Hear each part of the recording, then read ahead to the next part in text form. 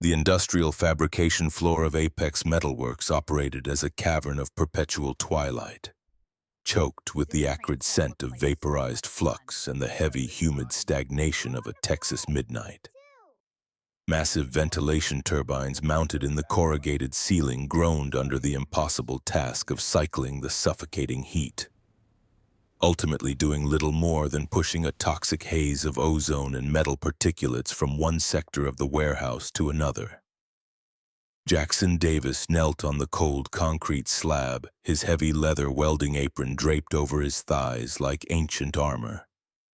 The argon arc flared from the tip of his torch. A violent, blinding blue-white stood trapped against a colossal joint of carbon steel. The brilliant light carved deep shadows into the lines of his face, illuminating the permanent gray dust settled into his dark skin and the exhaustion pooled beneath his eyes. He moved the tungsten tip with the hypnotic fluid precision of a man who possessed a cellular understanding of metallurgy. He did not require the glowing digital schematics displayed on the panoramic monitors 50 feet across the floor. He understood how the steel breathed under thermal agony, how it warped and threatened to tear itself apart under localized stress, and precisely how to coax it into an unbreakable molecular bond. Suspended 30 feet above him on an aluminum catwalk, a panicked cluster of university-trained structural engineers gripped the railings, their pristine white hard hats gleaming under the fluorescent bay lights. They wore tailored khakis and safety glasses that had never caught a stray spark. They jabbed manic fingers at their tablet screens, watching proximity sensors flash urgent red warnings across the digital models of the commercial high-rise extension. They had spent 3 grueling hours debating the theoretical physics of wind shear loads on this specific load-bearing column paralyzed by the data, while microscopic stress fractures silently widened in the physical steel below them. Jackson killed the torch. The sudden extinguishing of the arc plunged his visor into pitch blackness, a split second of sensory relief before he pushed the heavy hood up, blinking against the harsh, unforgiving glare of the factory lights. He pulled a thick, blackened suede glove from his right hand, dragging his bare knuckles across a jawline stippled with coarse stubble. He felt the familiar embedded grit of iron shavings grinding against his skin. Trent, the floor manager, marched aggressively across the staging area, wielding an aluminum clipboard pressed tight against his chest like a bureaucratic shield. His steel-toed boots were immaculate, factory fresh, a glaring anomaly on a floor coated in a treacherous slick of industrial slag and spilled cutting fluid. He possessed the soft, uncalloused hands of a man whose authority existed entirely within the confines of a spreadsheet. "You are operating completely out of the approved sequence, Davis. The upper engineering division has not officially signed off on the thermal mitigation parameters for that specific beam." Jackson did not immediately respond. He unclipped the heavy brass buckles of his leather apron, letting the thick hide fold over his knee. The residual heat radiated off the cooling steel column beside him, baking the exposed skin of his forearms. He turned his attention to the completed joint. It was a flawless, overlapping stack of metallic dimes laid perfectly into the steel groove without a single microscopic pocket of porosity. The mitigation required a double-pass weave with a 7018 rod. The fractures are sealed. The tension is gone. The work is done. Trent tapped an expensive ballpoint pen against his clipboard, his neck flushing a dull, angry red beneath the brim of his pristine helmet. He despised the quiet, immovable confidence of the floor welders, especially this one. "You do not possess the clearance to make those structural calls on the fly. You execute the blueprints printed on the work orders, nothing more. That is a primary load-bearing column designated for a 50-story commercial structure downtown. If that specific weld suffers a catastrophic failure because you refuse to wait for the computer models to clear the cooling rate, the liability falls squarely on the head of this entire operation." Jackson reached deliberately for a battered steel thermos resting on an overturned milk crate. He unscrewed the heavy cap with hands that looked as though they had been carved from dark mahogany and scarred by years of fire. He took a slow, measured drink of lukewarm water, letting the silence stretch. High above them on the catwalk, the lead engineer was now staring at his tablet in utter bewilderment. Watching the live stress sensors suddenly report a perfect, stabilized equilibrium across the column's mass. A piece of paper on the wall doesn't teach a man how to keep his hands steady when the room is burning. Jackson screwed the steel cap back onto the thermos, the metal scraping sharply in the vast room. His voice remained a deep, quiet rumble that barely carried over the mechanical thrum of the perimeter generators.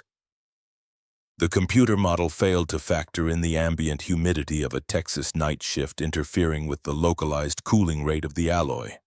The steel was physically tearing itself apart under the tension. Now, it is not. Trent opened his mouth to escalate the reprimand, his eyes darting up to the catwalk. He caught the lead engineer giving a slow, reluctant thumbs up, signaling the crisis was averted. The manager's jaw tightened in defeated frustration.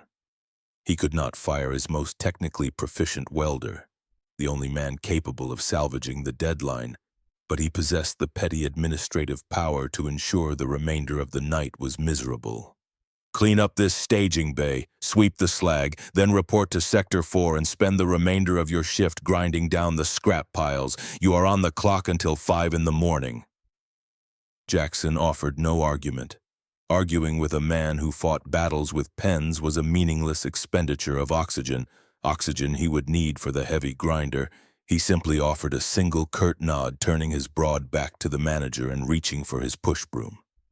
This quiet submission was not an admission of defeat. It was the calculated, stoic endurance of a man who knew precisely where his breaking point was located and knew he was miles away from it. 2 grueling hours later, the employee break room offered a sterile, violently fluorescent sanctuary from the factory floor. Jackson stood over a deep industrial sink, scrubbing his hands with coarse chemical pumice soap. The industrial grease was deeply embedded in the thick knuckles, a permanent dark shadow resting beneath his fingernails that no amount of scrubbing could fully eradicate. He rinsed his hands under the scalding tap, watching the water swirl black, then a cloudy gray, and finally mostly clear. He dried his hands on a rough paper towel and pulled a cellular phone from the inner pocket of his canvas jacket. The glass screen was heavily cracked, a spiderweb pattern fracturing the top right corner. The digital clock read 3:15 a.m.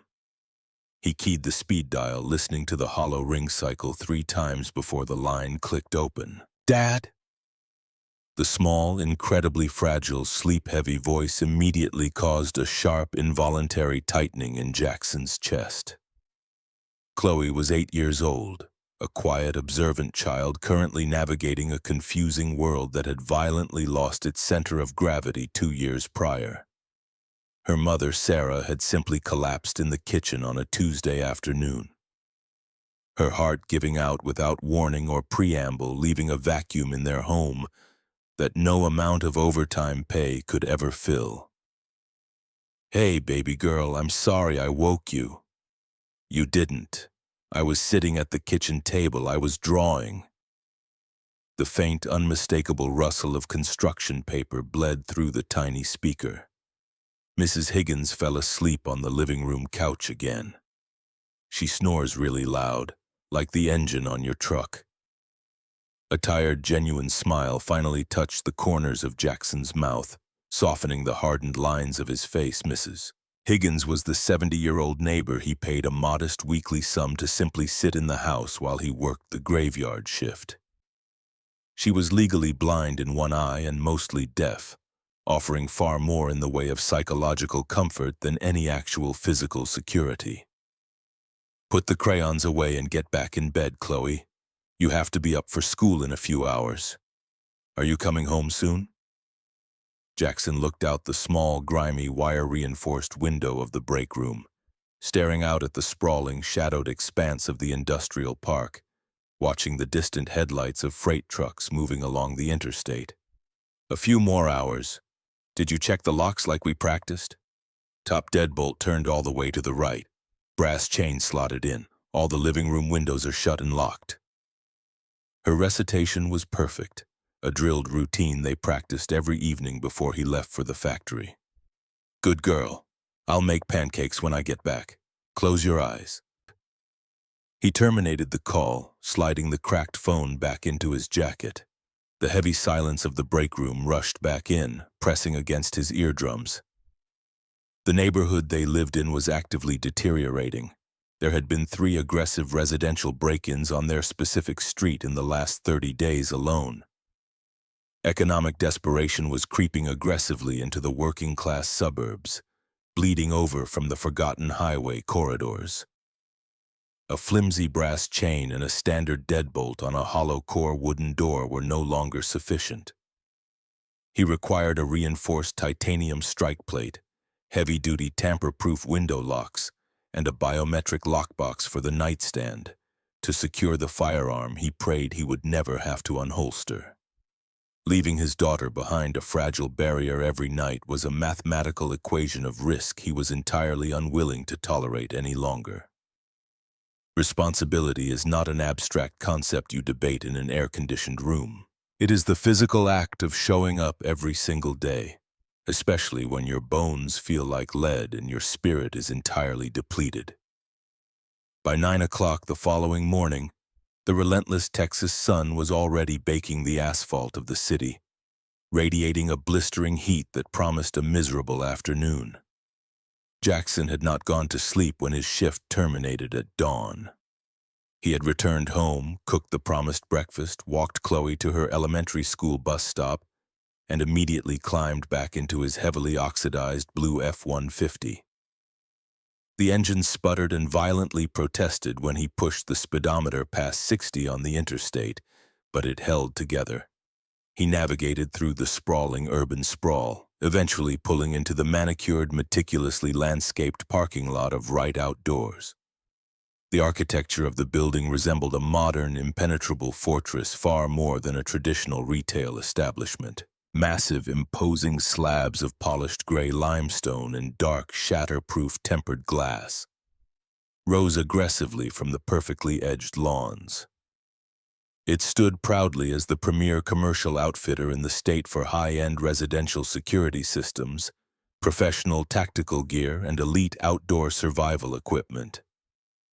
It specifically catered to the wealthy, the politically connected, and the corporate elite who fundamentally believed absolute safety could be seamlessly purchased with a platinum credit card. Jackson stepped out of the truck, his heavy boots crunching against the pristine asphalt. He was still wearing the identical canvas work jacket from the night shift, the heavy fabric stiff with dried sweat, embedded iron dust, and the faint, lingering odor of machine oil. His denim jeans were heavily faded at the knees, his boots scuffed down to the raw gray leather at the steel-reinforced toes.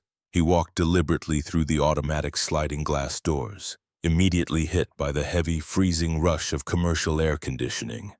It felt like walking into a physical wall of ice. The interior showroom was sprawling and immaculate.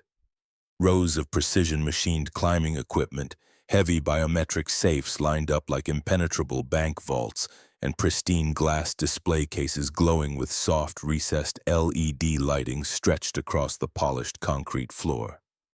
The floor was buffed to a mirror finish entirely devoid of dust. The handful of customers casually browsing the wide aisles wore tailored pastel golf shirts, designer sunglasses resting effortlessly on the backs of their necks, and expensive leather loafers. Jackson ignored the immediate subtle shifts in posture from the affluent patrons as he walked past a towering display of imported tactical flashlights. He made his way directly toward the home security and firearms counter situated at the rear of the showroom. He did not wander aimlessly.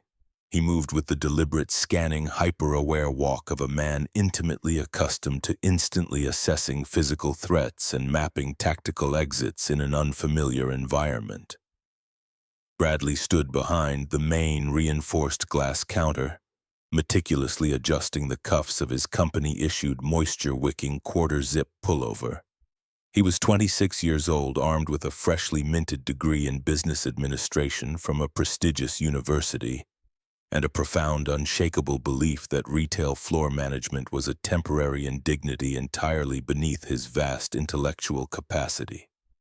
He watched Jackson slowly approach. The rapid internal biometric scan of Bradley's profiling software registered the dirty, scuffed boots, the frayed, oil-stained collar of the canvas jacket, and the permanent grease stain deep into the dark hands of the approaching man. The internal calculus of retail profiling was instantaneous, brutal, and absolute. Jackson stopped directly in front of the glass case, his dark eyes moving methodically over the neatly arranged rows of heavy-duty biometric lockboxes and reinforced door hardware kits. "Can I perhaps point you toward the exit, or were you just wandering in looking for the public restroom?" Bradley's voice was exceptionally polite, meticulously coated in a thick, suffocating layer of corporate condescension designed to humiliate without utilizing a single profane word. Jackson slowly shifted his gaze from the illuminated display case up to the young manager's perfectly groomed face. He did not blink. He did not scowl. His expression remained entirely neutral.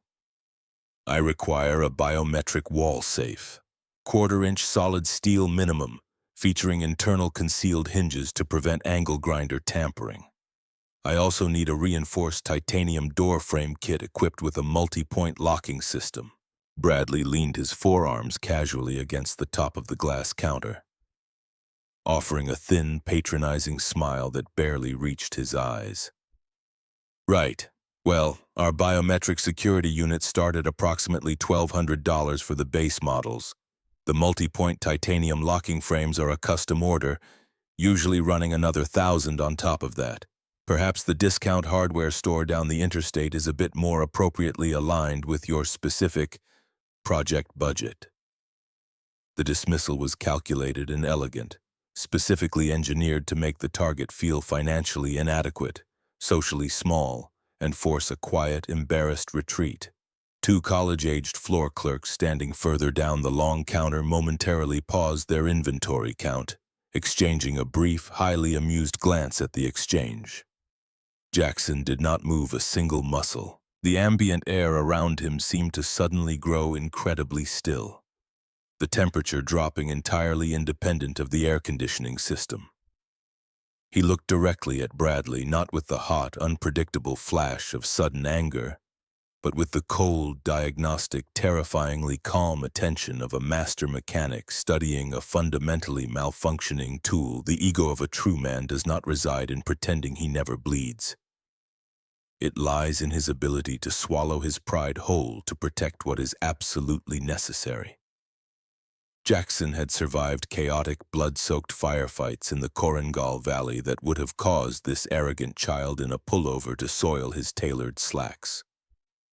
A wealthy kid wearing a plastic name tag and a smug smile was not going to run him out of a public retail store when his daughter's physical safety was the variable on the line. Without breaking the intense locked eye contact, Jackson took 2 slow, deliberate steps backward, distancing himself from the glass counter. He visually located a heavy leather display chair situated in the far corner of the designated waiting area, positioned perfectly near a structural pillar. He turned, pressing his broad back flush against the solid wall. He sat down, his heavy boots planted flat and firm on the polished concrete floor. His large, scarred hands rested loosely, openly on his denim-clad knees. His dark eyes methodically scanned the front entrance, tracked the movement of the affluent customers, and then settled into a fixed, unblinking perimeter vigil over the main retail floor. It was a highly specific physical posture born entirely of trauma and military training. The undeniable physical manifestation of a man quietly claiming a piece of ground and preparing to hold it indefinitely against all opposition. "I will wait right here for someone who actually knows how to operate the register." Jackson's voice was incredibly quiet, carrying a low, dangerous resonance that forced Bradley to lean slightly forward just to hear the words over the ambient store music. Suspended high above the main retail floor, enclosed entirely in a soundproof, glass-walled executive office, Eleanor Wright pressed the cold tips of her manicured fingers deeply into her throbbing temples. The complex financial spreadsheets glowing aggressively on her dual curved monitors represented a terrifying labyrinth of consistently shrinking profit margins, escalating supply chain costs, and highly aggressive, hostile buyout offers. From Apex Holdings, a massive national conglomerate determined to swallow her company whole. She was 34 years old, wearing a fiercely tailored dark charcoal blazer that functioned far more as psychological armor than corporate clothing. Her dark hair was pulled back in a severe, immaculate knot at the base of her neck, exposing the sharp, stressed lines of her jaw. Her father, Marcus, had painstakingly built right outdoors from a single dusty cinder block storefront on the edge of town into a statewide empire. He had operated on a singular foundational philosophy: provide the absolute best protection for the working people who actually built the infrastructure of the country. Marcus had been a Force Recon Marine, a towering, deeply respected black man who effortlessly commanded the absolute loyalty of a room without ever needing to raise the volume of his voice. When he suffered a massive, fatal heart attack 18 months ago, he unexpectedly left Eleanor the heavy keys to the kingdom. Along with the keys came a treacherous board of directors who were now desperately, secretly maneuvering to sell the legacy for a massive, quick cash liquidation. Eleanor was drowning in an ocean of corporate sabotage. She was entirely surrounded by newly installed middle managers exactly like Bradley. Men hired directly by the hostile board members to streamline daily operations, aggressively maximize elite client retention, and slowly alter the fundamental identity of the store. They looked at the critical security inventory purely as high-margin line items on a balance sheet, not as critical lifelines for desperate people. She turned away from the glowing, mathematical impending doom of the monitors, walking slowly to the floor-to-ceiling glass panel that offered a commanding view of the showroom below. She watched the morning flow of wealthy traffic moving between the pristine aisles. She watched the clerks polishing glass that was already clean. And then, her sharp eyes caught a stationary anomaly in the far corner of the room. She saw the large man in the dirty, oil-stained canvas jacket sitting silently in the leather chair. Eleanor's breath hitched in her throat, a sudden, sharp intake of cold air that momentarily paralyzed her lungs. It was not the stark, jarring contrast of the man's working-class clothes against her luxury showroom that stopped her heart. It was the precise, unmistakable way he was sitting, back perfectly straight and flush against the solid wall.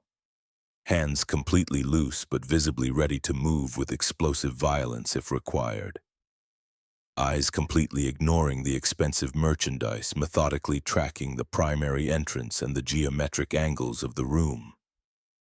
It was a posture deeply, permanently etched into her earliest childhood memories. It was the highly specific way her father used to sit in crowded restaurants, in the back row of movie theaters, in the corner of their own living room. It was the silent, eternal, exhausting vigilance of a man who had witnessed the absolute worst atrocities of humanity and had subsequently taken on the heavy, silent burden of watching the perimeter, so everyone else in the room could afford the luxury of sleep. She watched Bradley cautiously approach the seated man, holding his aluminum clipboard tight to his chest, speaking rapidly with sharp, jerky, aggressive motions of his head. She could not hear a single syllable through the thick, soundproof executive glass, but she was a master of reading body language. She could easily decipher the aggressive, dismissive, highly insulting posture of her floor manager. The man in the leather chair did not react. He did not flinch. He simply stared directly through Bradley, entirely unmoved and unimpressed by the attempted corporate intimidation. Eleanor turned sharply on her heel, leaving the hostile spreadsheets and the looming threat of the conglomerate behind her. She pushed violently out of her executive office, her expensive heels clicking in a rapid, sharp cadence against the steel grating of the suspended stairs. As she descended to the main floor, The ambient temperature in the massive room seemed to instantly plummet as she walked with intense purpose down the central polished aisle. The college-aged clerks at the front registers suddenly found themselves incredibly busy meticulously wiping down spotless glass countertops, desperate to avoid making eye contact with the owner. Bradley was in the exact middle of a condescending sentence when Eleanor stopped abruptly beside him, cutting off his line of sight to the seated man. "Is there a specific operational problem occurring here, Bradley?" Her voice was perfectly modulated, entirely devoid of any recognizable emotion, which made the inquiry utterly terrifying to anyone who understood the corporate hierarchy. Bradley immediately straightened his spine, offering his highly polished, thoroughly rehearsed corporate smile. "Absolutely no problem at all, Ms. Wright. I was merely in the process of attempting to direct this particular gentleman to a different, off-site retailer that might better suit his highly specific financial constraints. Our advanced biometric units are currently resting quite a bit out of his intended price range." Eleanor completely ignored Bradley's face. Her sharp, highly observant eyes were fixed entirely on Jackson. She slowly took in the heavy iron dust embedded deep into the weave of his denim jeans, the dark circular burn marks scattered across his heavy leather boots, the permanent ingrained mechanical grease shadowing his dark hands. Do not judge the inherent worth of a man by the dark dirt on his shirt. Look closely at exactly what he is willing to get dirty for. She saw the deep, undeniable exhaustion lines permanently carved around his mouth, the heavy invisible weight pulling down at his broad shoulders. She recognized the look. It was the look of a man carrying a world that was actively trying to crush him. Jackson looked slowly up at her, remaining seated. He visually registered the incredibly expensive tailored clothing, the rigid, unyielding posture of immense wealth and ultimate authority. But looking deeply into her dark eyes past the cold, protective exterior, he saw a deeply familiar, hollowed-out exhaustion. It was the highly specific, bone-deep fatigue that only comes from spending every waking moment holding up a collapsing ceiling entirely alone. "What specific security unit were you researching today, sir?" Eleanor's voice softened slightly as she actively stepped around the glass counter, effectively leaving Bradley stranded and isolated behind the barrier. Jackson stood up. He did not rush the movement. He unfolded his large frame with slow, deliberate control. "The Fortis Series 4 biometric wall vault and the titanium strike plate reinforcement kit designed for a standard residential wooden frame. Those are excellent, highly reliable choices. The Fortis model maintains a verified zero fail rate in our independent extreme impact ballistic tests." Eleanor turned her head slightly, her intense gaze snapping directly onto Bradley's face. The polite retail mask she wore was completely gone, replaced by the lethal, uncompromising authority of a chief executive. "Bradley, go to the rear warehouse immediately. You will manually pull one Fortis Series 4 vault. You will pull the corresponding titanium frame kit. You will bring them directly to Register 1. Bradley's perfectly groomed face flushed a deep, mottled, highly visible red. His mouth opened and closed once before he found his voice. "Ms. Wright, I must object. Those are extremely high-ticket inventory items. Standard corporate protocol dictates we usually require a financial pre-authorization before pulling." "Bradley." Eleanor's voice dropped to a barely audible whisper, yet the sheer command behind the single word cut through the ambient retail noise of the massive store like a surgical scalpel. "You are going to walk to the back and pull the inventory. You are going to bring it to this register, and then you are going to clock out, take the remainder of the day off unpaid, and seriously evaluate whether your elitist customer service philosophy aligns with the name mounted on the front of this building. Go." Bradley swallowed incredibly hard, his prominent Adam's apple bobbing nervously in his throat. The complete public humiliation stripped away his arrogant facade. He spun on his heel and practically fled down the main aisle toward the swinging stockroom doors. Eleanor turned her attention back to Jackson. The intense, terrifying severity in her face instantly softened, just a microscopic fraction. She stood up perfectly straight, bringing her tailored shoulders back. She did not offer a standard, meaningless corporate handshake.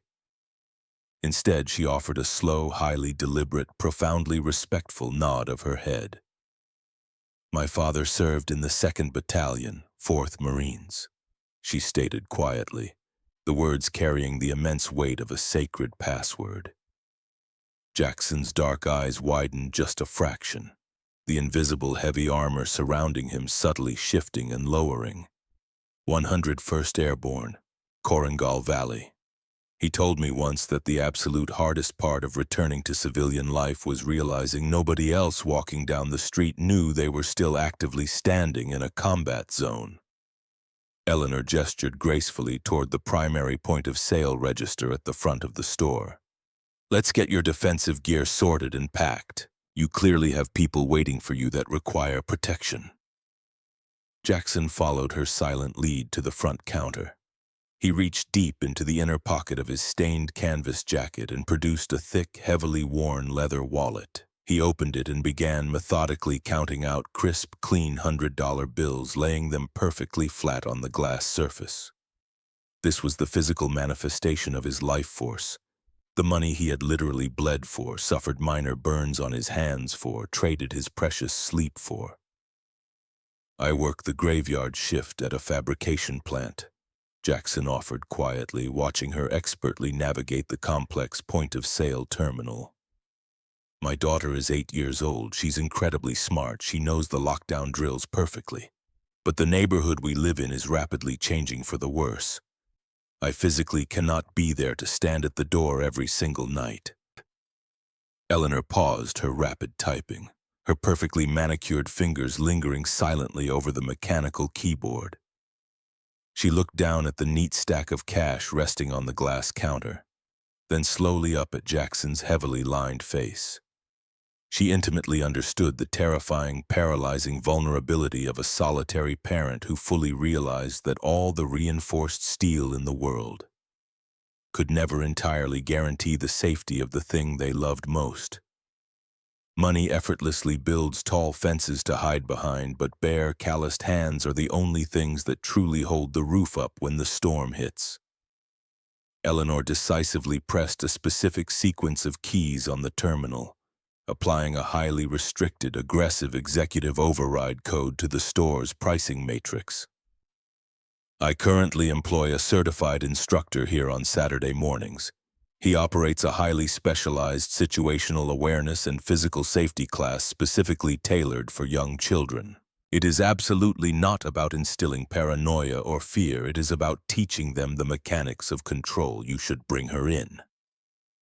Jackson looked closely at the modified total flashing in green on the digital customer-facing screen.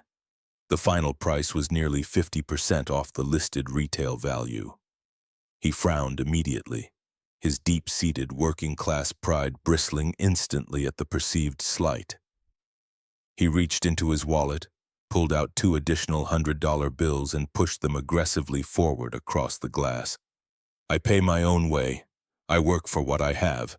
I didn't walk into this establishment looking for a corporate handout or charity." "It is absolutely not charity."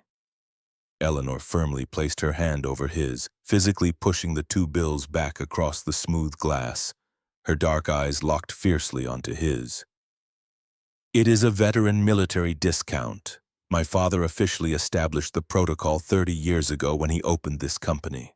Bradley just conveniently manages to forget to apply it to customers who don't look like they play 18 holes of golf on Sunday afternoons. You earned every penny of that discount bleeding in the Korengal.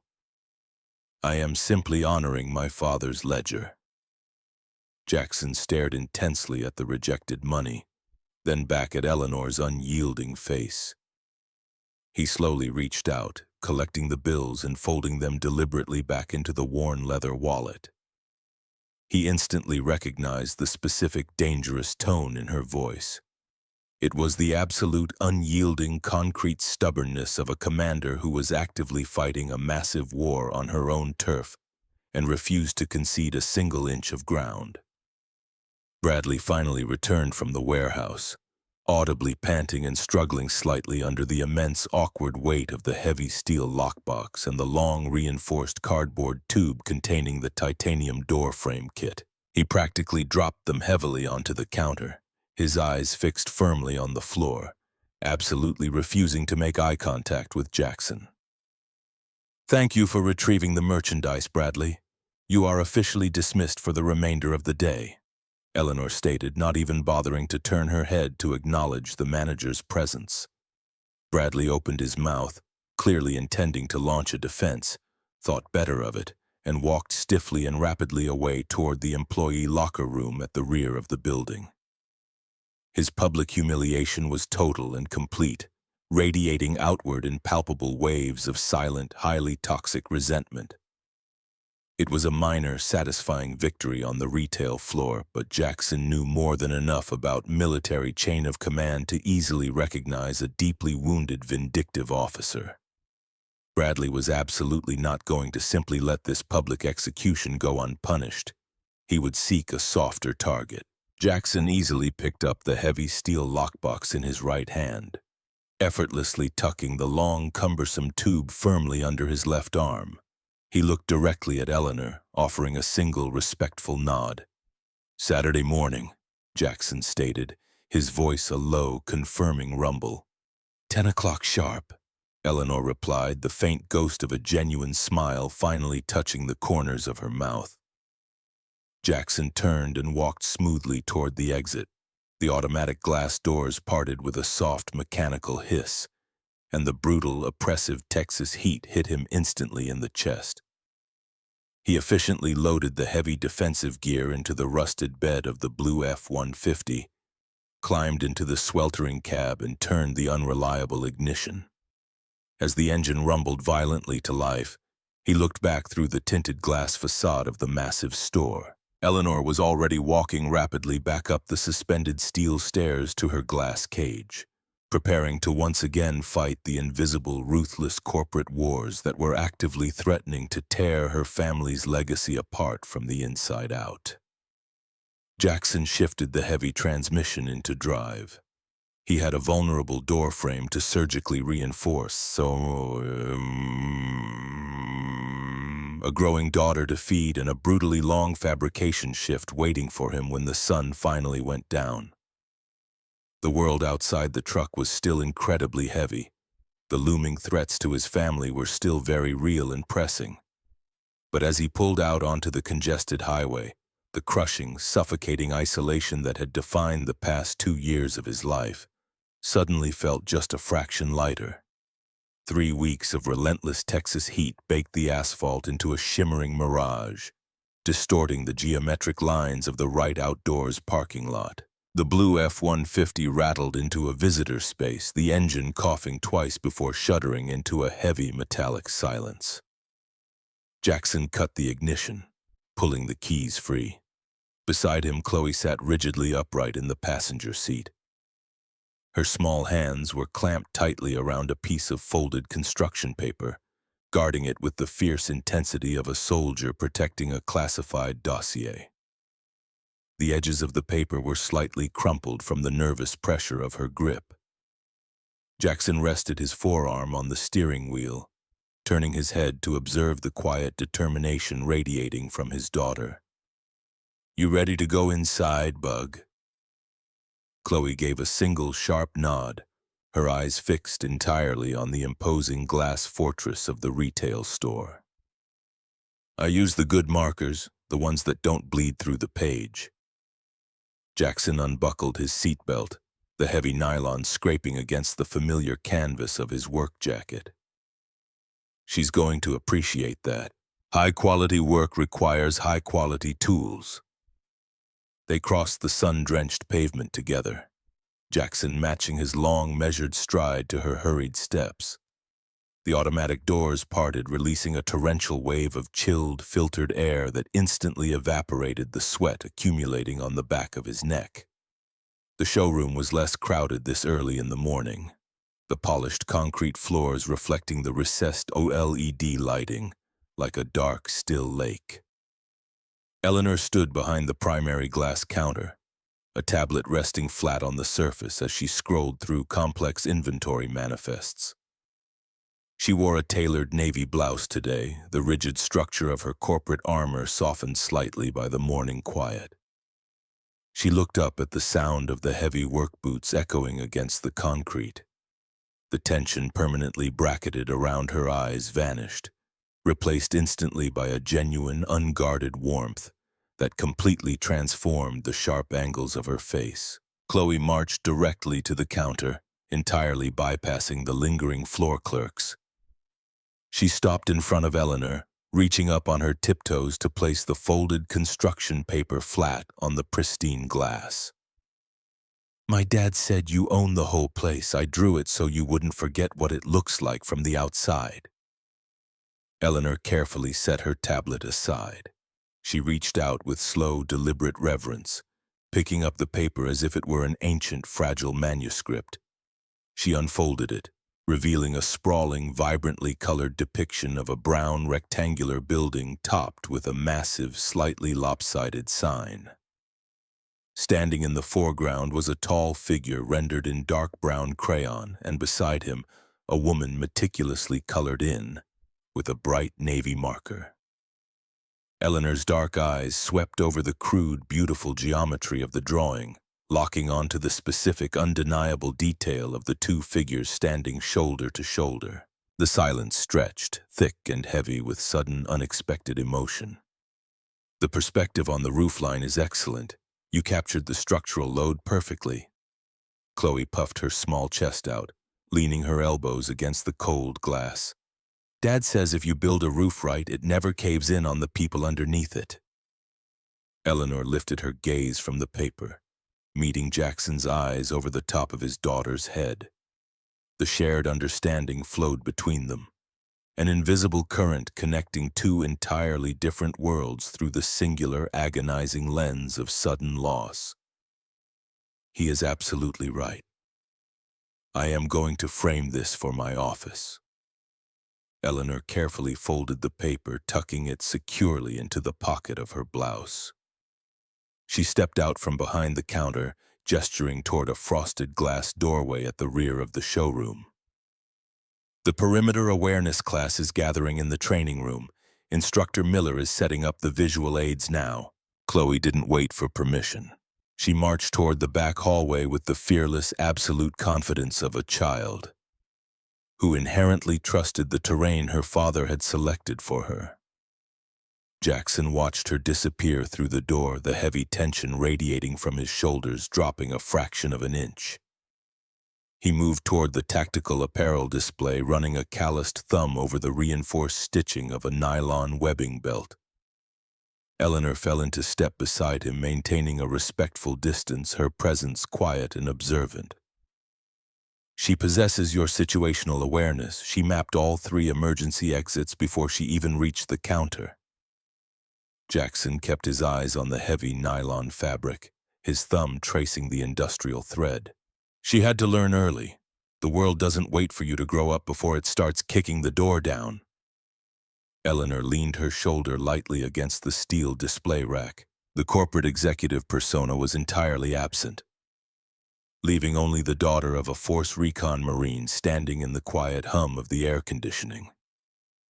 "My father used to make me count the windows in every restaurant we entered.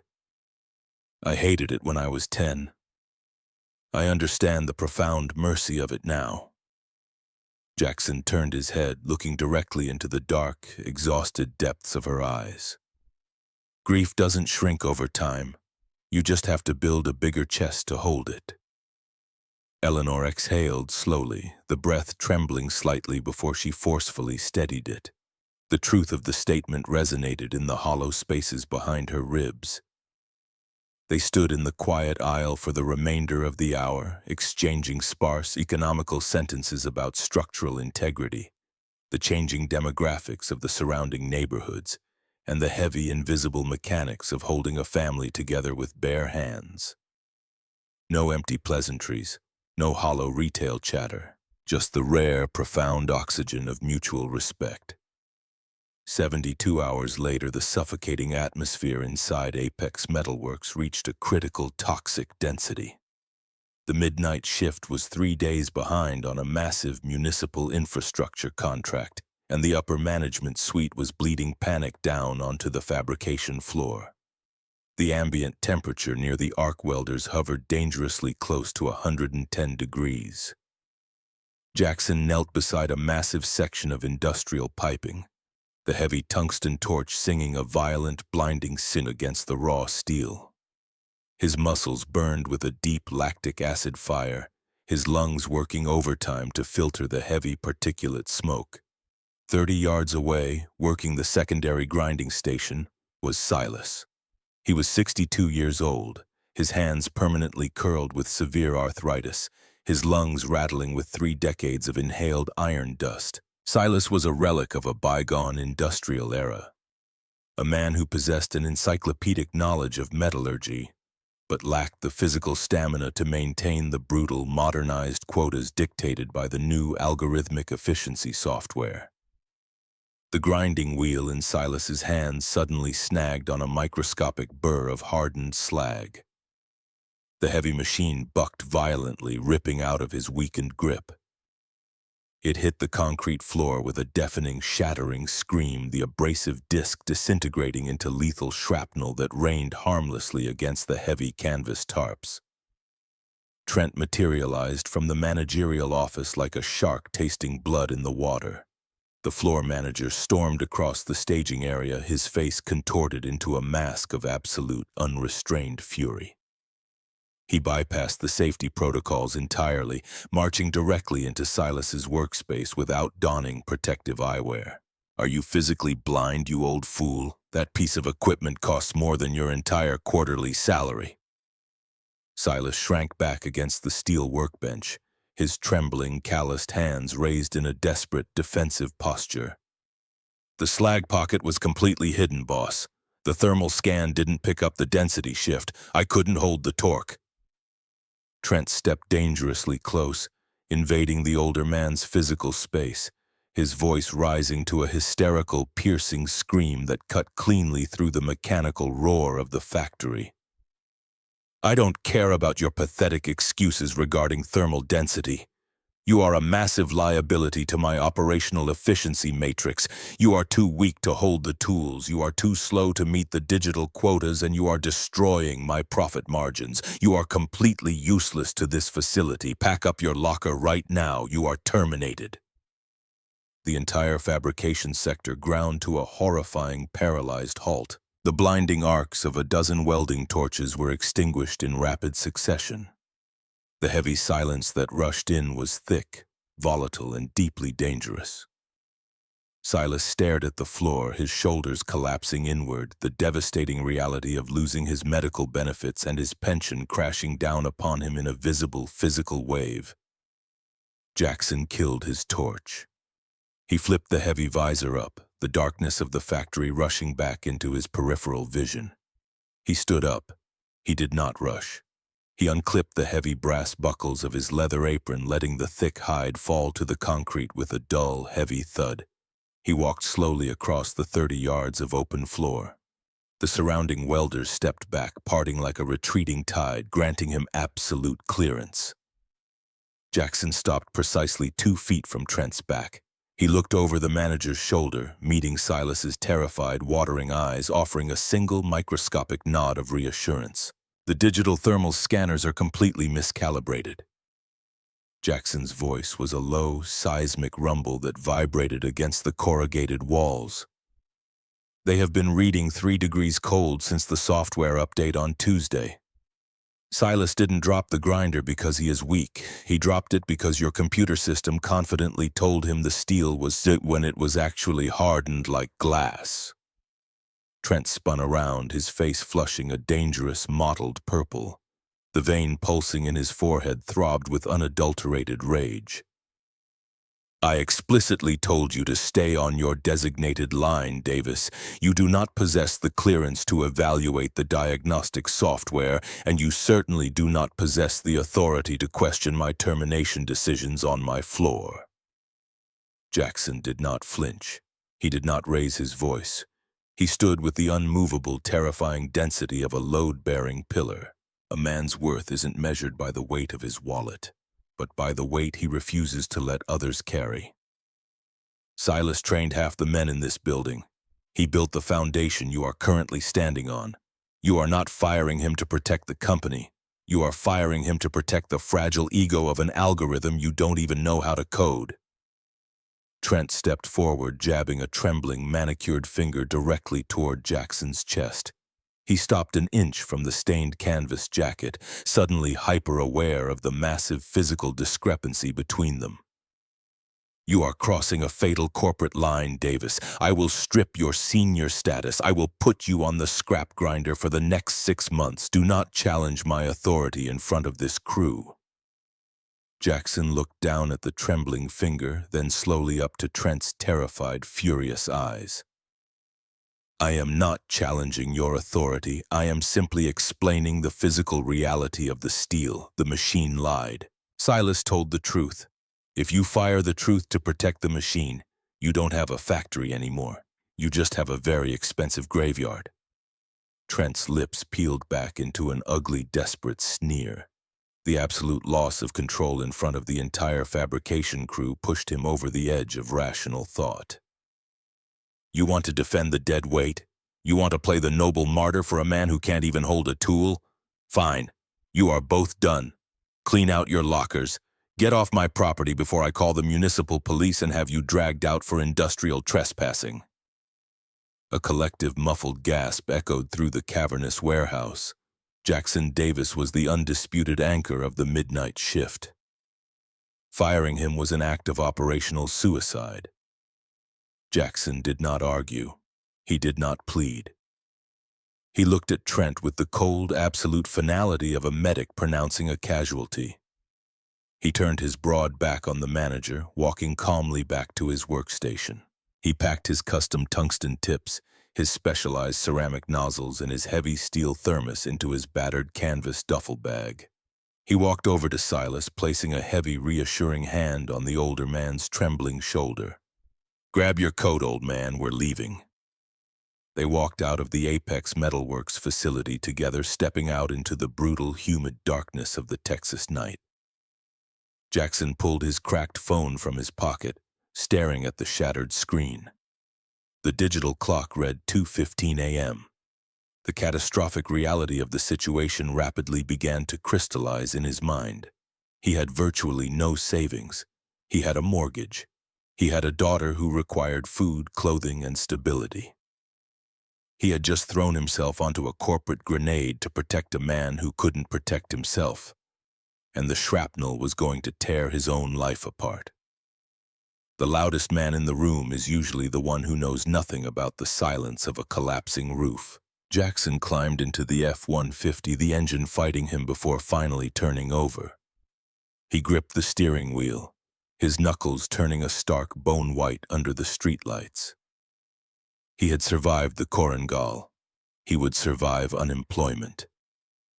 He shifted the truck into gear and drove into the suffocating darkness, carrying a heavy, terrifying silence all the way home. 10 days later, the expansive, polished showroom of Wright Outdoors descended into a state of absolute, frantic chaos. The federal regulatory inspectors from the Bureau of Alcohol, Tobacco, Firearms, and Explosives were scheduled to arrive in exactly 4 hours to conduct the mandatory comprehensive annual audit of the massive underground secure storage vault. Eleanor stood frozen at the primary access terminal located behind the heavily reinforced steel doors of the subterranean level. The massive panoramic digital interface, which normally displayed the pristine, organized grid of the automated robotic retrieval system, was currently flashing a chaotic, violent sequence of critical error codes. The entire automated gantry system, a multi-million-dollar marvel of German engineering designed to effortlessly transport heavy munitions and sensitive biometric safes from the deep storage racks to the retail floor, had completely seized.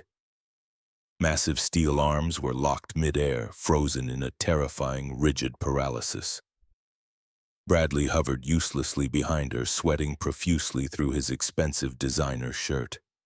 3 independent civilian tech contractors charging an exorbitant emergency hourly rate were frantically typing strings of complex code into their diagnostic laptops, their faces pale with mounting dread. The primary server is completely rejecting the mechanical handshake protocol, the lead contractor stammered, frantically wiping sweat from his forehead. The software is commanding the gantry to move, but the physical drive motors are returning a massive critical resistance fault. The computer believes the physical tracks are blocked, so it triggered the catastrophic fail-safe lockout. We can't reboot the software until the physical hardware resistance is cleared. Eleanor stared at the frozen steel monoliths. Her company's federal license, the entire foundational legacy her father had bled to build, hinged entirely on this impending inspection. If the ATF inspectors arrived and found the primary storage matrix completely inaccessible, they would immediately flag the facility, suspend the commercial license, and shut the doors pending a massive 6-month federal review. The corporate vultures at Apex Holdings would immediately swoop in and purchase the bankrupt remains for pennies on the dollar. "Can you manually override the physical drive motors?" Eleanor demanded, her voice carrying a terrifying, brittle edge. The contractor shook his head vigorously. "Impossible. It requires a highly specialized, proprietary mechanical bypass tool. It has to be flown in directly from the manufacturer in Stuttgart. The absolute earliest we can get a physical engineering team on site is Tuesday morning." Eleanor closed her eyes, a wave of profound, crushing despair threatening to buckle her knees. Theory builds the ship, but calloused hands keep it from sinking when the storm hits. She opened her eyes, staring at the useless, highly educated men panicking in front of her. The heavy, unmistakable sound of steel-toed boots echoing against the concrete stairwell abruptly shattered the chaotic noise of the room. Jackson descended the industrial stairs carrying a small brown paper bag containing a replacement mounting bolt he had specially ordered the previous week. He wore his heavy canvas jacket, his dark face tight with the unspoken grinding stress of a man who had spent the last 10 days desperately searching for employment while pretending everything was perfectly fine for his daughter. He stopped at the base of the stairs, instantly assessing the volatile, panicked energy radiating through the subterranean vault. His eyes bypassed the frantic tech contractors entirely, locking directly onto the frozen massive steel armature of the automated gantry system. He read the geometric angles, instantly identifying the unnatural, rigid tension in the primary drive chain. Eleanor turned, her eyes locking onto him. The professional corporate mask she wore instantly disintegrated, revealing the sheer, unadulterated terror beneath. The automated system suffered a catastrophic failure. The federal inspectors arrive in less than 4 hours. If I cannot physically open that vault, they will shut this entire facility down. The software engineers say it is a mechanical hardware fault, but they don't possess the proprietary tools to physically bypass the lockout. Jackson didn't ask questions. He didn't offer hollow words of comfort. He walked directly past the sweating contractors, dropping his small paper bag onto the polished steel desk. He stepped up to the massive yellow-painted housing of the primary drive motor. "Step away from the terminal." The commanding absolute authority in his voice caused the lead contractor to instinctively step back, clutching his laptop to his chest. Jackson crouched down, placing his bare, calloused hand flat against the massive steel casing of the motor housing. He closed his eyes. He didn't look at the flashing digital error codes. He listened. He felt the microscopic high-frequency vibrations traveling through the dense metal. The software is fine. The computer is doing exactly what it was programmed to do. It's trying to protect the system from tearing itself apart. Jackson stood up, visually tracing the heavy, grease-coated drive chain up into the dark recesses of the ceiling gantry.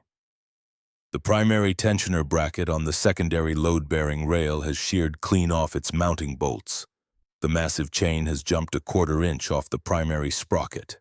The computer senses the microscopic drag in the physical torque and instantly locks the brakes to prevent a catastrophic multi-ton derailment. The lead contractor pushed his glasses up his nose, his voice dripping with defensive arrogance.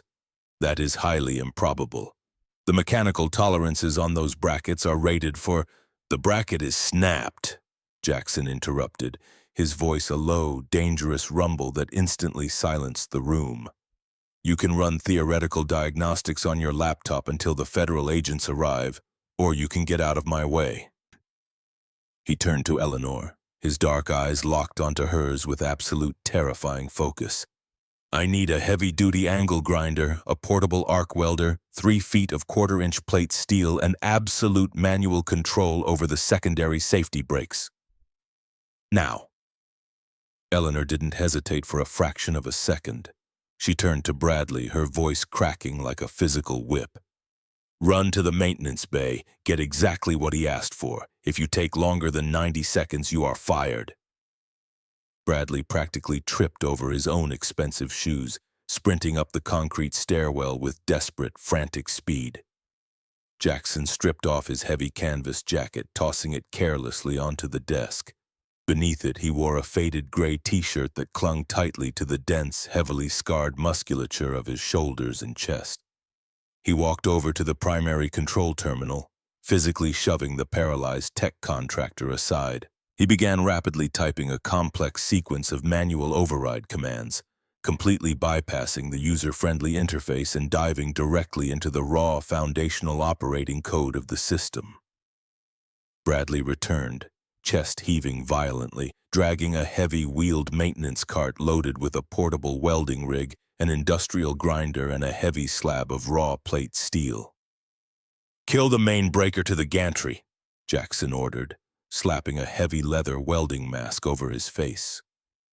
The subterranean vault plunged into dim emergency lighting. Jackson climbed the steel maintenance ladder with terrifying fluid speed, hauling the heavy grinder and the welding leads up into the dark, cramped scaffolding of the ceiling.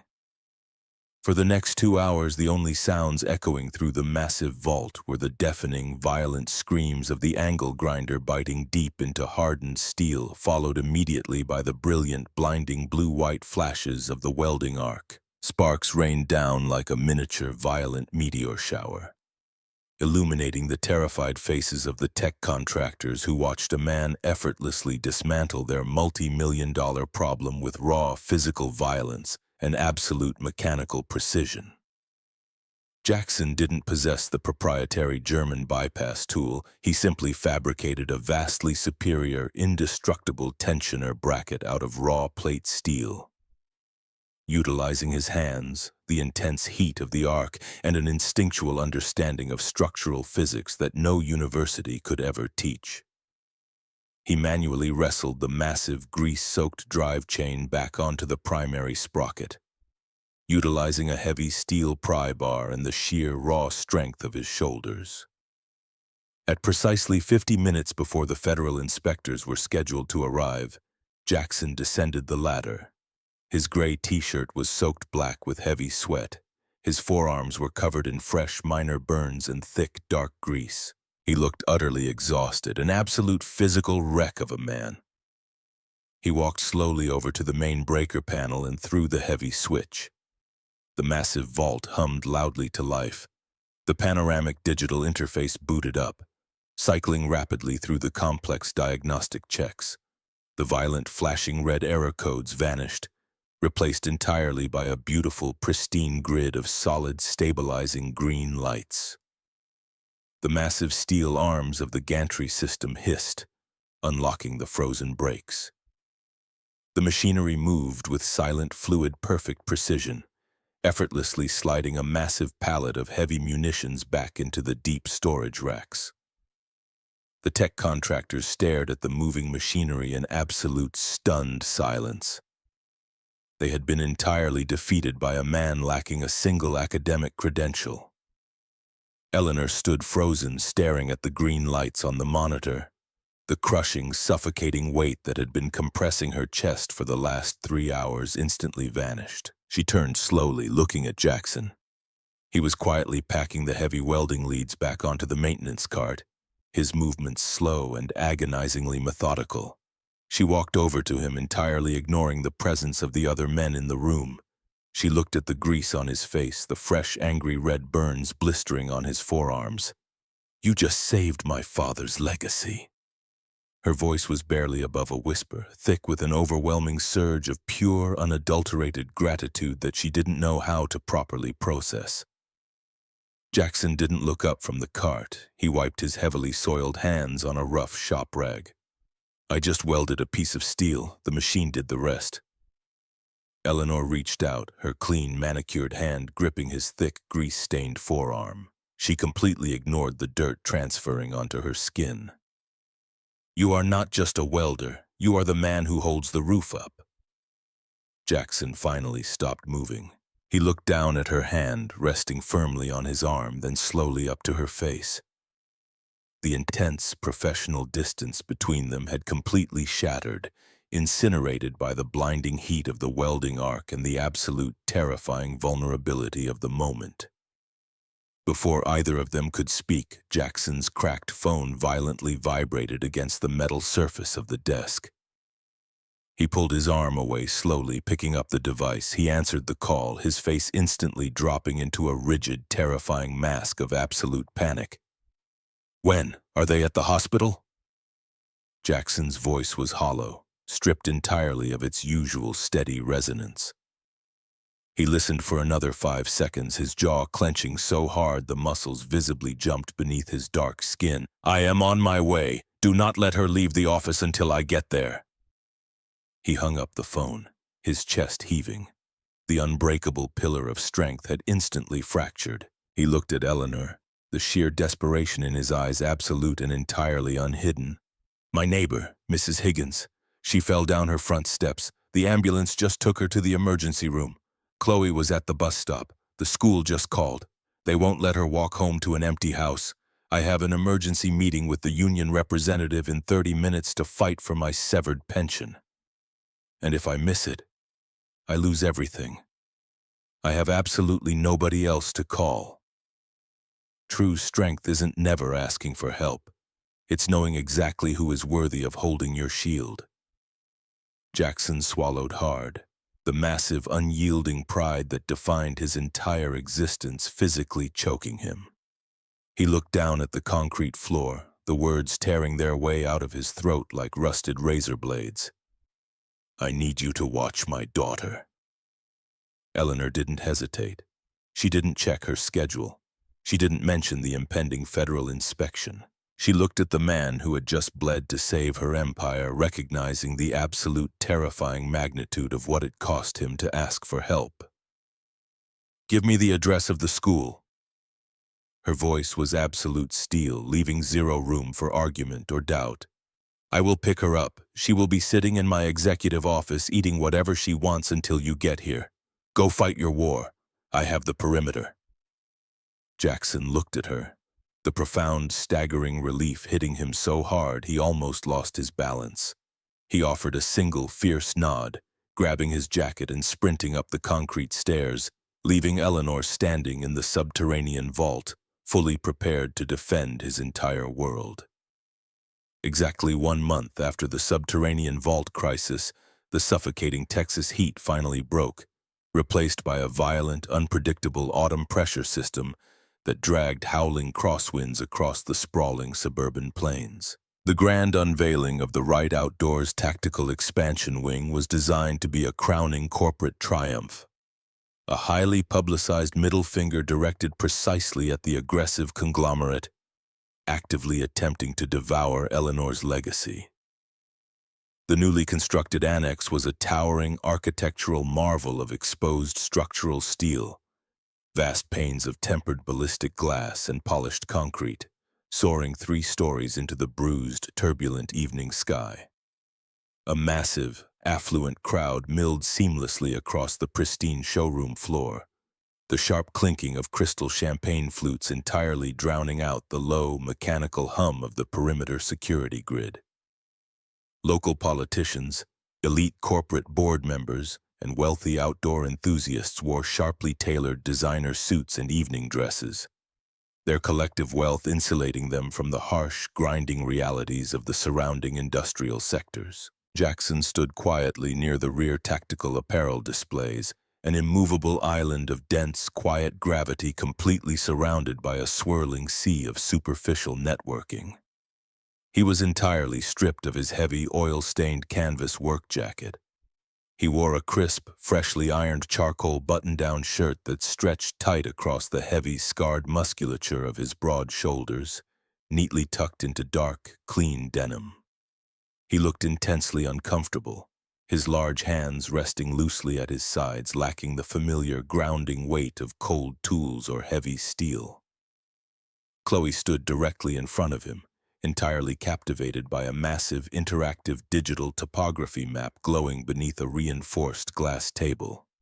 She wore a bright yellow sundress, a stark, beautiful contrast to the severe militaristic greens and grays dominating the retail inventory. She traced the illuminated contour lines of a digital mountain range, entirely oblivious to the predatory corporate maneuvering occurring just a few feet away. Eleanor navigated the treacherous waters of the affluent crowd with the lethal, fluid grace of a seasoned apex predator traversing a contested territory. She wore a stunning, minimalist black evening gown that offered no compromises. Her dark hair swept back into an immaculate, flawless configuration. She systematically dismantled passive-aggressive inquiries from hostile board members with surgical, terrifying precision. Her smile never once reaching the absolute cold calculation in her dark eyes. Bradley hovered nervously near the primary buffet installation, his tailored, imported silk suit entirely failing to mask the frantic, desperate energy radiating from his posture. He had spent the previous 4 weeks desperately claiming unearned credit for the rapid, aggressive construction timeline of the new architectural annex, strategically positioning himself as the indispensable visionary behind the expansion to the visiting board members. He swirled a glass of expensive bourbon, aggressively avoiding any direct line of sight with the quiet, imposing man standing near the tactical displays. A sudden, violent gust of prevailing crosswind slammed brutally against the massive 3-story ballistic glass facade of the new annex. The heavy reinforced glass did not shatter, but the massive exposed structural steel trusses suspended high above the affluent crowd emitted a deeply unnatural, high-frequency mechanical groan. It was not the standard expected settling noise of newly erected commercial construction. It was a sharp, vibrating, agonizing shriek of raw carbon steel actively tearing itself apart under a localized, catastrophic shear stress. The wealthy patrons entirely ignored the sound, returning seamlessly to their champagne and their complex financial discussions, completely insulated by their blind, absolute faith in expensive engineering. Jackson's head snapped up instantly, his dark, observant eyes locked intensely onto the massive, overarching, primary load-bearing intersection suspended directly above the main podium, where Eleanor was scheduled to deliver her keynote address in exactly 10 minutes. The blueprint promises flawless, eternal perfection when resting completely flat on a pristine mahogany desk. But the heavy iron only truly respects the specific man who is ultimately willing to bleed against its sharp, unforgiving edges. Jackson did not possess an advanced degree in structural architecture. He possessed a terrifying cellular understanding of physical metallurgy. Forged in the blinding heat of 1,000 welding arcs, he tracked the origin point of the agonizing acoustic vibration. His eyes narrowed, violently cutting through the glare of the recessed LED lighting, focusing entirely on a massive geometric cluster of heavy mounting bolts anchoring the primary horizontal support beam to the vertical concrete pylon. The massive steel bracket was actively bowing outward, a microscopic, terrifying deflection completely invisible to the untrained civilian eye. The university-educated architects had utilized rigid high-tensile bolts designed entirely for vertical load compression. completely failing to account for the lateral, twisting torsion generated when the violent Texas crosswinds turned the massive glass facade into a giant, unforgiving sails. Jackson moved. He did not ask for permission. He did not gently excuse himself. He carved a direct, uncompromising path through the dense, affluent crowd, his heavy boots making no sound against the polished floor. He intercepted the lead architectural engineer, a tall, arrogantly thin man wearing a velvet blazer who was currently laughing loudly with Bradley near the champagne fountain. "You need to immediately evacuate the central atrium." Jackson's voice was incredibly low, lacking any trace of panic, carrying the absolute terrifying density of an incoming artillery shell.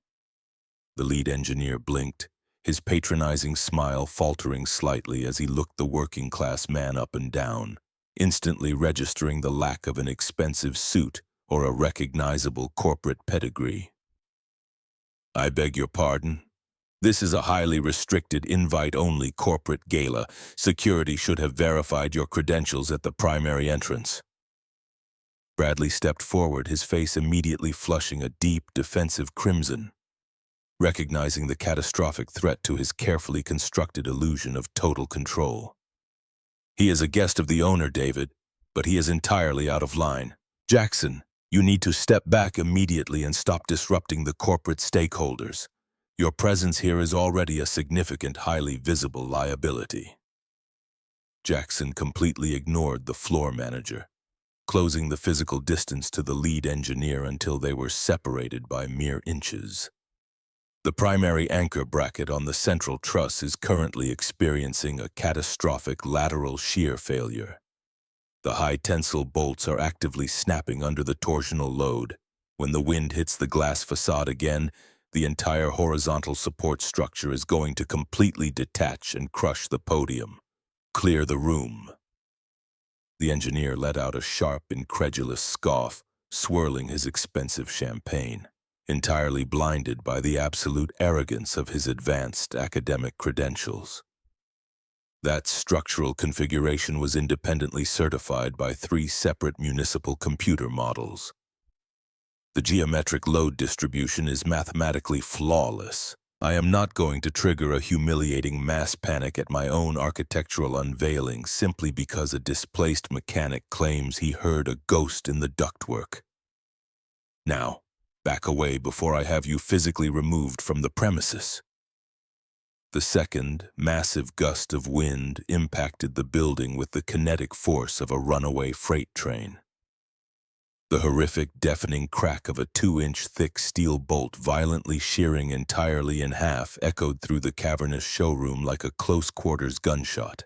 The affluent crowd instantly froze in absolute paralyzed terror. The crystal champagne flutes shattered against the polished concrete floor as a dozen manicured hands simultaneously opened in shock. High above their heads, the massive geometric steel bracket violently tore free from the vertical concrete pylon, ripping massive chunks of pulverized masonry into the air. The colossal horizontal load-bearing truss, weighing upwards of 15,000 pounds, violently dropped 3 feet, entirely unsupported on its primary axis. The horrific, twisting momentum of the falling steel instantly triggered a catastrophic, cascading chain reaction across the entire suspended ceiling grid. Secondary support cables snapped with the ear-splitting crack of giant, lethal bullwhips violently whipping through the air and shattering the massive panes of overhead LED lighting. A terrifying shower of glass shards, pulverized concrete dust, and shearing metal rained violently down upon the screaming, completely defenseless crowd. Absolute visceral chaos erupted.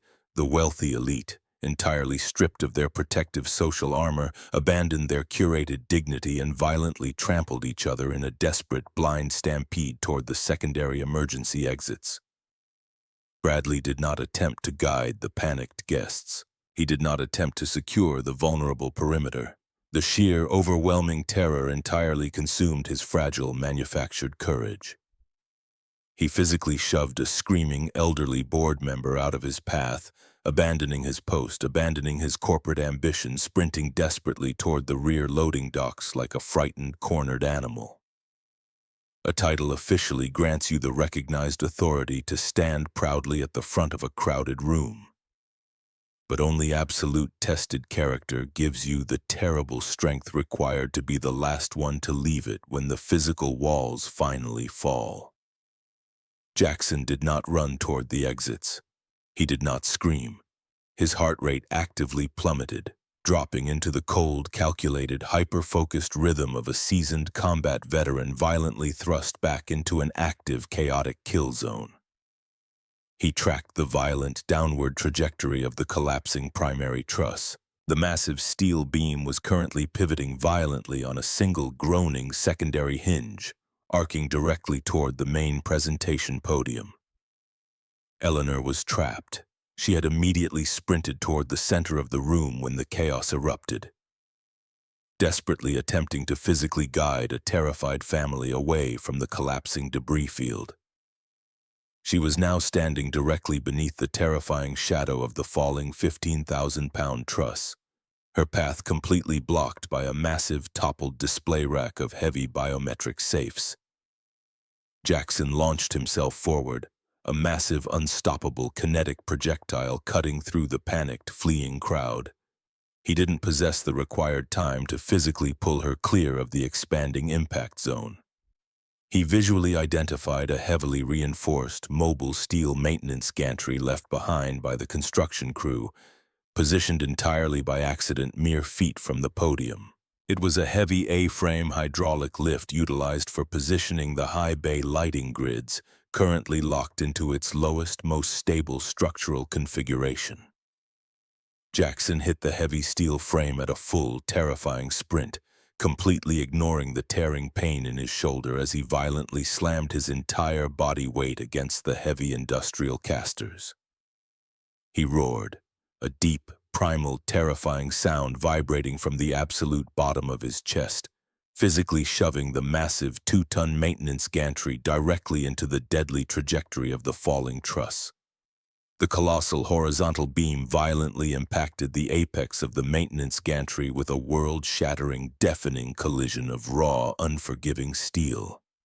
The catastrophic kinetic transfer violently buckled the concrete floor beneath the casters, sending a massive shockwave radiating outward. The maintenance gantry screamed in mechanical agony, the heavy hydraulic cylinders compressing violently. But the reinforced geometric A-frame miraculously held the incredible, crushing weight. It was a temporary, desperate mechanical stalemate. The massive overhead truss was now resting precariously on the apex of the lift, suspended a mere 5 feet above Eleanor's head, actively crushing the structural integrity of the temporary support. Jackson dove under the deadly, groaning canopy of collapsing steel, ignoring the lethal shower of sparks and falling concrete violently raining down around him. He reached Eleanor, physically wrapping his massive protective arms around her trembling shoulders, shielding her entirely from the lethal debris with the broad, impenetrable expanse of his own back. "Do not move. Keep your head down." Jackson's voice was a harsh, commanding rasp right next to her ear, completely cutting through the deafening, chaotic roar of the surrounding structural collapse. Eleanor clung to the front of his shirt, her perfectly manicured hands gripping the fabric with terrifying, desperate strength. She looked up, her dark eyes winged with unadulterated shock, staring at the massive, crushing weight of the steel beam suspended mere inches above his protective back. The maintenance gantry began to violently groan, the heavy steel legs actively bowing outward under the impossible shifting load. It was only going to hold for a few more agonizing seconds before catastrophically failing and crushing them both into the concrete floor. You don't truly measure the absolute strength of a foundation by how pristine and flawless it looks in the warm daylight. You measure its inherent worth by the terrifying weight it successfully holds up on in the darkest depths of the storm. Jackson visually assessed the immediate, lethal geometry of the trap. They were completely pinned. Moving laterally would expose them to the secondary collapse of the shattered lighting grid currently hanging by frayed wires above the open floor. He looked to his left, identifying a heavy, portable industrial welding cart miraculously abandoned near a shattered concrete pillar.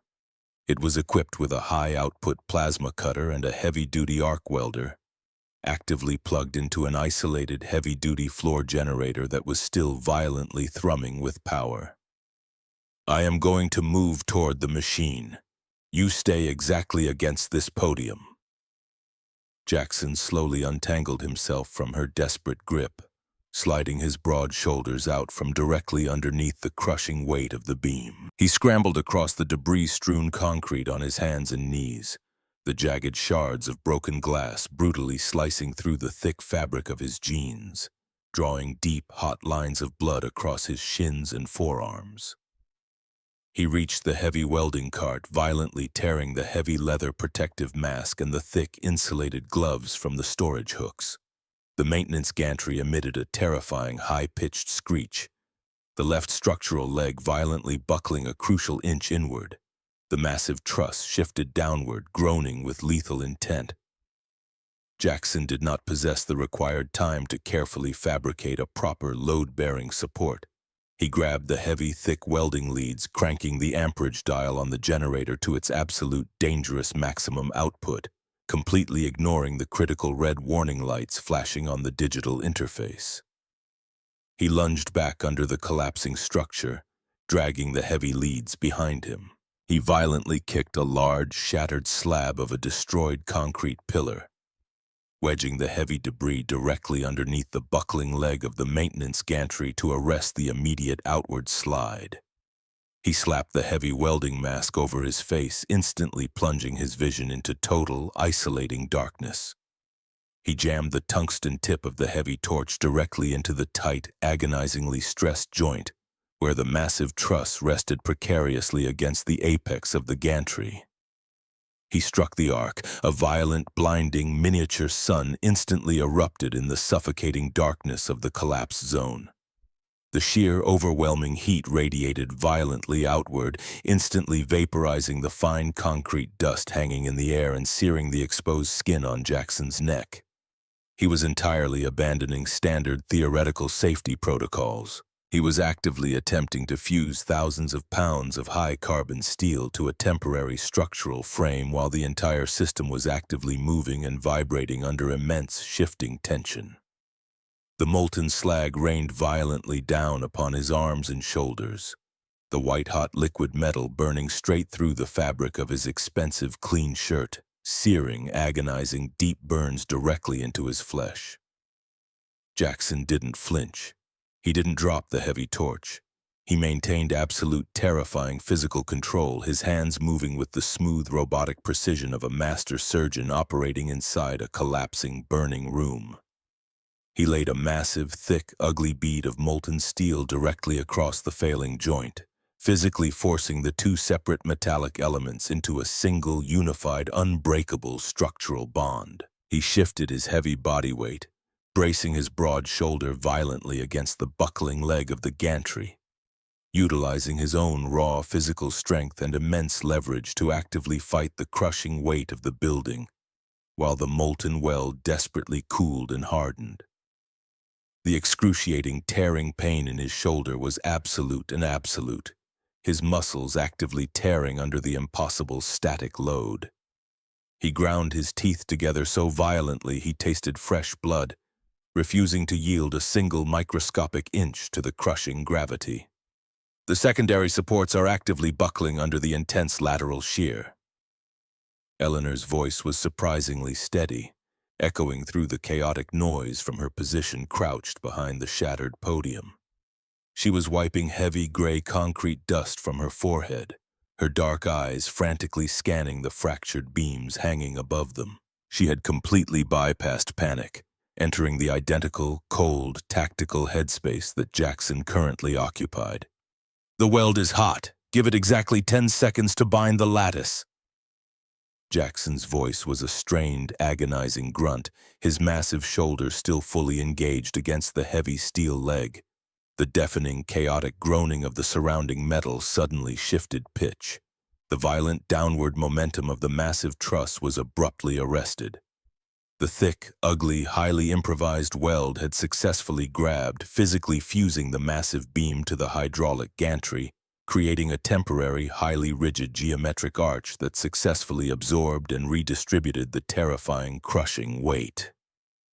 Jackson slowly, agonizingly eased his bruised, burning shoulder away from the steel leg.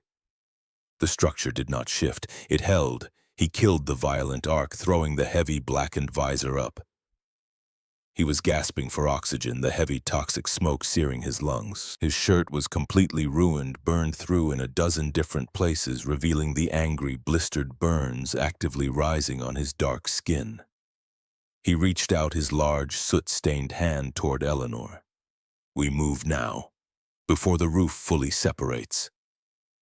She didn't hesitate. She grabbed his calloused, bleeding hand, her grip absolute and entirely devoid of fear. They scrambled out from underneath the precarious, terrifying canopy of suspended steel, navigating the treacherous, debris-strewn floor of the ruined atrium. The vast majority of the affluent crowd had successfully managed to flee through the primary exits during the initial chaos, leaving behind a completely destroyed landscape of shattered luxury and pulverized concrete. As they reached the relative structural safety of the original reinforced cinder block building, the wailing, high-pitched scream of approaching emergency sirens began to violently cut through the howling evening wind. Jackson collapsed heavily against the solid wall of the tactical apparel section, sliding slowly down the cinder block until he was sitting on the floor. He rested his heavy arms across his knees, his entire body trembling violently from the massive, unsustainable adrenaline dump. Chloe burst suddenly through the frosted glass doors of the rear training room, her bright yellow dress covered in a fine layer of gray dust. She had followed her father's strict, previously established emergency protocols perfectly, sheltering securely under a heavy steel desk the moment the initial vibration had shaken the building. She saw Jackson sitting on the floor, bleeding and burned, and launched herself across the room, burying her small face desperately into the crook of his uninjured neck. Jackson wrapped his massive, heavy arms tightly around his daughter, burying his face into her hair, closing his eyes against the stinging, toxic dust.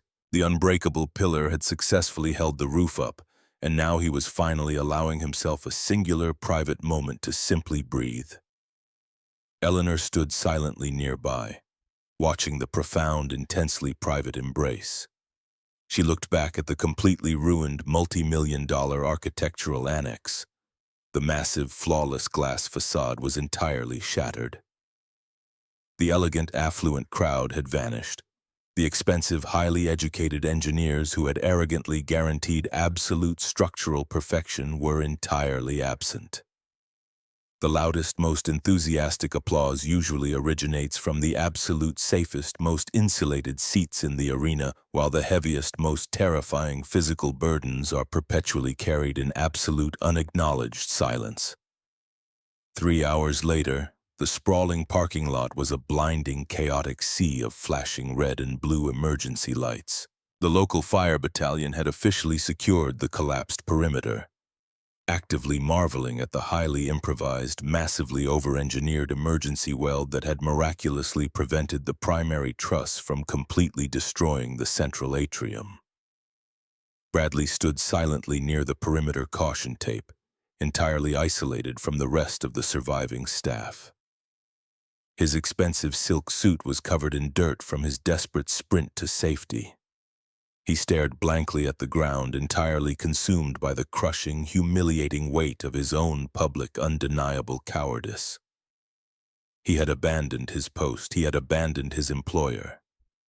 The manufactured, arrogant illusion of his absolute corporate superiority was completely, permanently shattered. He didn't wait to be officially terminated.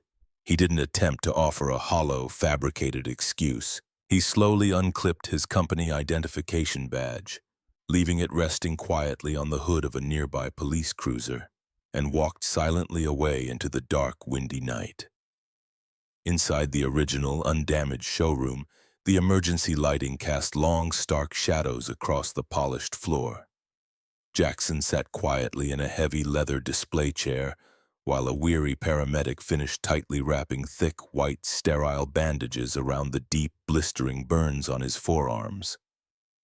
He had refused absolute transport to the emergency room, insisting the localized burns were entirely superficial.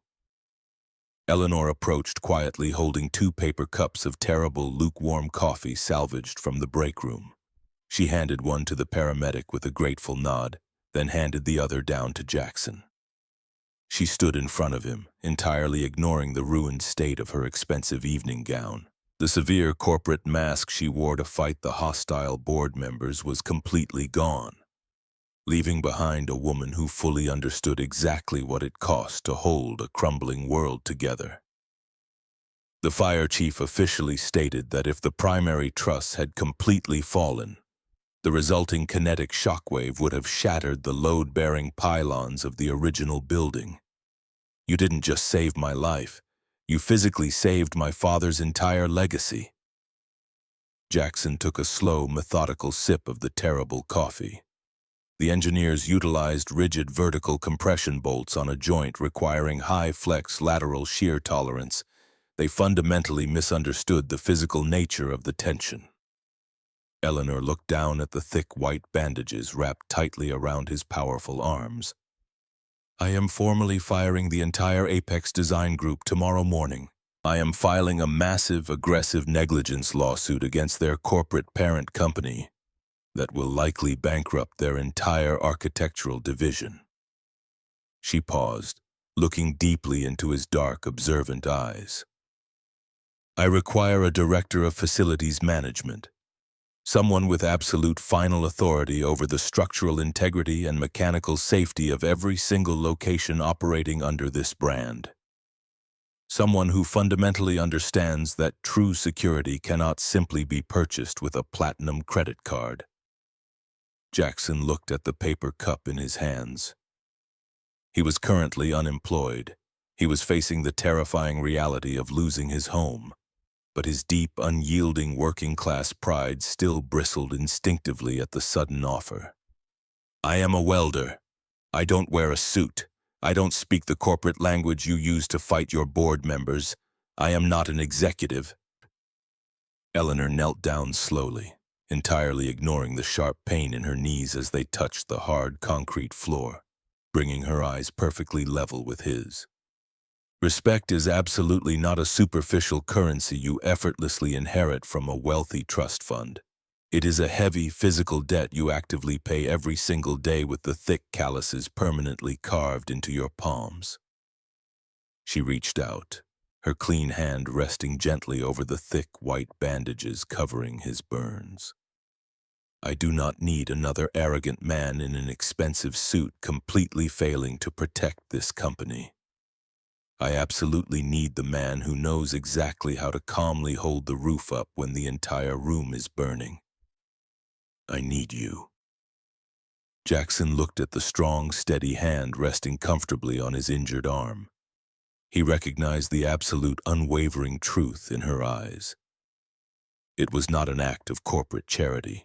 It was the desperate, honest plea of a commander actively drafting the strongest, most capable soldier she could find to help her fight a massive war she could no longer win entirely alone. He offered a single, slow, acknowledging nod. "I need full medical benefits for my daughter, and I don't attend useless theoretical meetings." Eleanor finally smiled, a genuine, beautiful expression that completely transformed her face. "The contract will be drafted exactly to your specifications by tomorrow afternoon." The following week, the late afternoon sun cast a warm, golden, forgiving light across the sprawling parking lot of Wright Outdoors. The massive, completely destroyed architectural annex was entirely cordoned off by heavy construction fencing, actively awaiting a proper working-class demolition crew. The original heavily reinforced cinder block store was officially back open for business, operating with a renewed, quiet, undeniable strength. Jackson walked slowly out of the automatic glass doors. He was not wearing a heavy, oil-stained canvas jacket. He was wearing a crisp, entirely clean light blue button-down shirt, the sleeves rolled up precisely to the elbows to accommodate the fading, healing bandages wrapped tightly around his forearms. He walked with a slow, confident, unhurried grace, the crushing, invisible weight of desperate, paralyzing survival finally lifted from his broad shoulders. Chloe skipped happily beside him, her small, energetic hand gripped tightly and securely within his massive, calloused palm. Eleanor was already standing quietly near the edge of the parking lot, leaning comfortably against the rusted, heavily oxidized front fender of Jackson's blue F-150. She was wearing a simple, elegant blouse and dark jeans, completely stripped of her defensive corporate armor. She watched the tall, quiet, powerful man walking toward her, leading his daughter through the warm, golden light. Jackson reached the truck. He didn't immediately reach for the keys. He stopped, turning his body slightly to fully face Eleanor. She reached out, her hand sliding smoothly and naturally into his free hand. There was no desperate, frantic passion. There was no loud, cinematic declaration. It was a simple, quiet, immensely powerful physical connection rooted entirely in profound, tested, absolute mutual respect.